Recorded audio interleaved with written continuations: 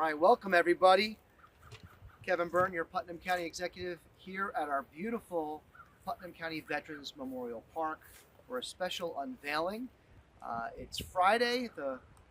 This is several days before Veterans Day, and in many ways, this is kind of an unofficial start to kick off our Veterans Day weekend and into Monday. I want to thank everyone for coming. We are joined by a number of distinguished guests, several of whom you'll hear from shortly. We have a lot of wind. We have our State Assemblyman Matt Slater, who's here. We have Dane on behalf of Senator Rob Rollison. We have our county historian, Jennifer Cassidy. We have our Veteran Service Administration Director and Deputy Director, Carl Rohde, and Tanya. We have CPAP here, and a lot of other great people that we care about. Throughout the weekend and today, as I shared before, we are going to gather to honor the men and women who have served our nation with courage, sacrifice, and unwavering dedication. Veterans Day is a time to reflect on the incredible contributions of those who have worn the uniform. And we will come together today not only to express our gratitude, but to remember the deep debt we owe to those who have defended our freedoms and this great nation. For veterans who are here with us today, thank you. You have answered the call to serve, to protect our country, and safeguard our way of life. Your courage and commitment to inspire us, and it is our duty to ensure that our legacy and service is never forgotten. I am going to introduce, I know we just lost the seal, I can hear it from that wind. That wind is vicious. We are here at the Veterans Memorial Park in Putnam County in front of a very special garden, what's being referred to as our Victory Garden. Last year, we formally unveiled a beautiful memorial honoring Sergeant Clinton Peterson, a Putnam County resident with ties to the area, who is also a World War I combat veteran. And this year, we are excited to go back further in time and unveil another special memorial to Civil War veteran and resident of Putnam County, Private Francis Williams. Both of these men have incredible stories and are important counties in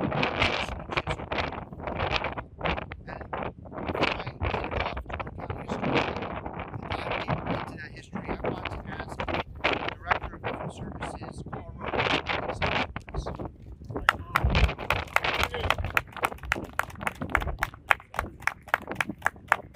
We're simply going to just move this. I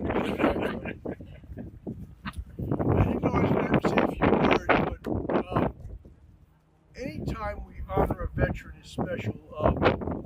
The worst thing to do is, I think veterans fear is forgotten. Not that we go into it to be remembered, but you know, our nation wouldn't be what it is without our veterans.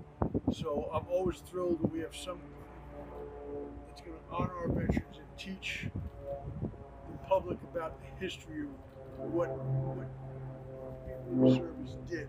So I'm very proud to be here. I thank everybody did the hard work to get this and add this to our beautiful memorial here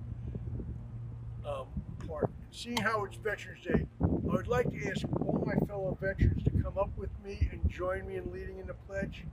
So come on, fellow veterans, come on up. Any other veterans? All right, so we're going to face the flag of our nation and join me in the pledge. And I'm going to remind you of something that I always do in a pledge. Remember, with one nation under God, there's no comma, there's no pause. All right, I try to instruct that to everybody every time I lead in the pledge. So please, hand your heart salute. I pledge allegiance to the flag of the United States of America, and to the republic for which it stands, one nation under God, indivisible, with liberty and justice for all. Thank you, everybody. God bless America.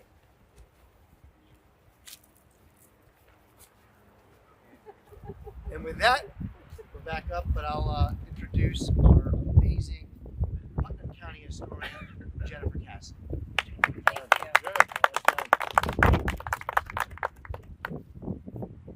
Thank you, and thank you all for coming today. This is a wonderful day and a great way to kick off Veterans Day weekend. I first will start this with a bit of a language advisory that the words used in the following talk, they aren't meant for harm. They're kept for historical context, so please keep that in mind as we move forward. The theme that I wanted to go with for this talk is that it's never too late to thank a veteran, and today is a great example of that. Putnam County is home to many veterans who have heeded the call of duty for our great nation.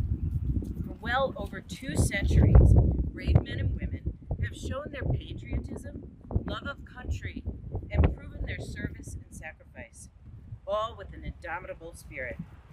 And as we kick off Veterans Day weekend here in Putnam, and honor and thank all the service members for their contributions, I have the distinct pleasure of recounting one story of service that dates back to the Civil War. Sure, over a century has passed, but it's an important story, and I'm pleased to be the special unveiling. So following back when President Abraham Lincoln's Emancipation Proclamation, Black men throughout the Hudson Valley were inspired to join the service to fight for not only for the Union, but freedom throughout the nation. By April 1863, Frederick Douglass, an escaped slave, abolitionist, orator, and publisher, printed "Why Should the Color Man Enlist?" In it, he provided 9 compelling reasons why they were a mixture of rights and wrongs, the duty of men regardless of color, citizenship, and self-respect in this time of emancipation. He said, quote, "When time's ample curtain shall fall upon our national tragedy, and history shall record the names of heroes and martyrs who bravely answered the call of patriotism and liberty, let it not be said that in the long list of glory, composed of men of all nations, there appears the name of no colored man."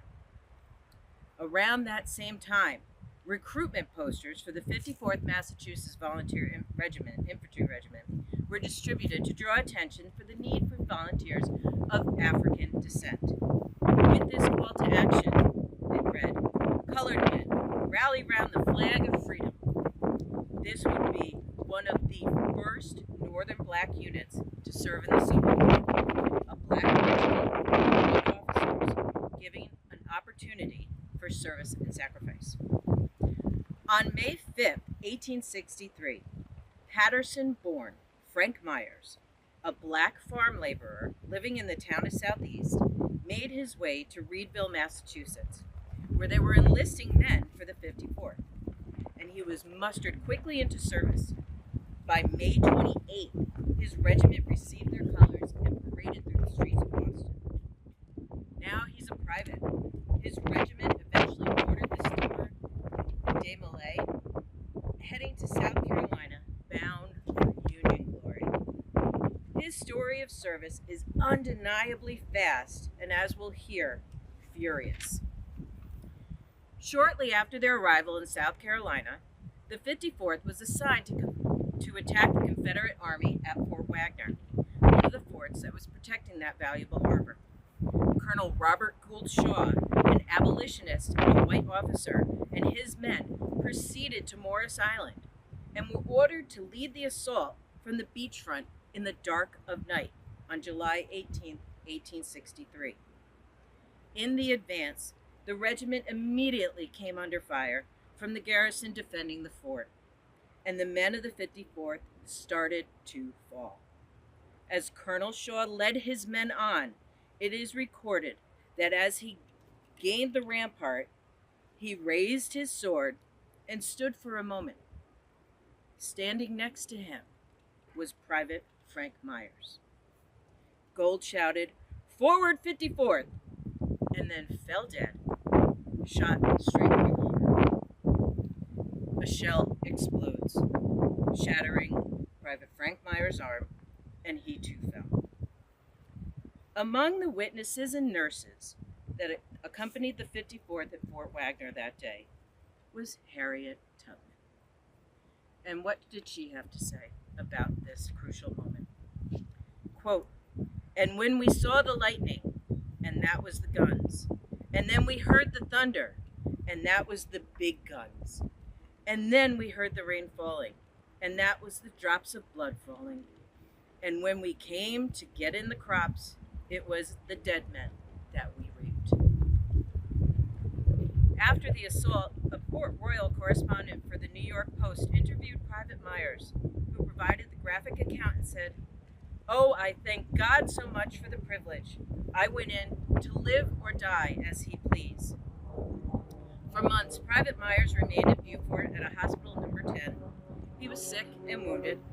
His records state that he suffered from paralysis of his right arm, atrophy of the muscles, with additional wounds.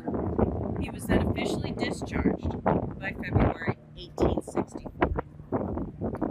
Private Frank Myers, Putnam County's black man in blue, headed home forever changed.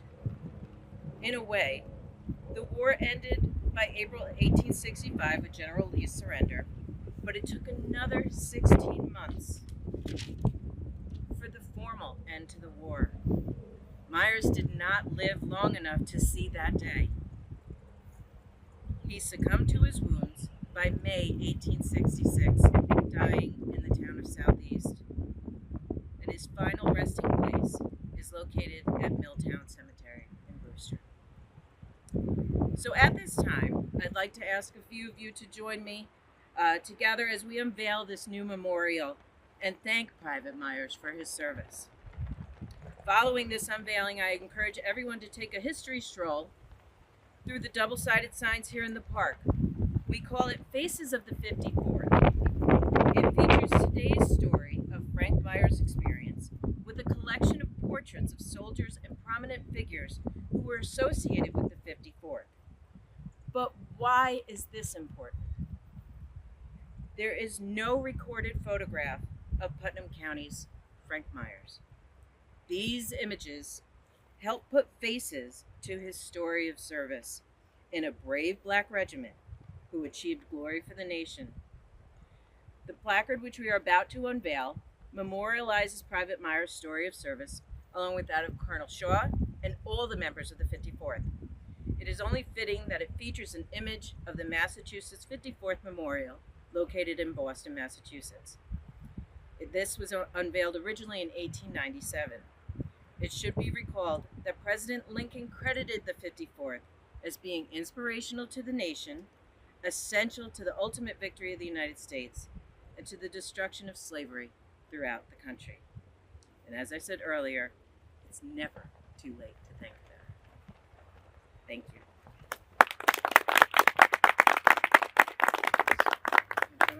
Scott, Ron Reed from CPAB, if you could join us, please. Who else would you like to? Scott, would you like to say anything?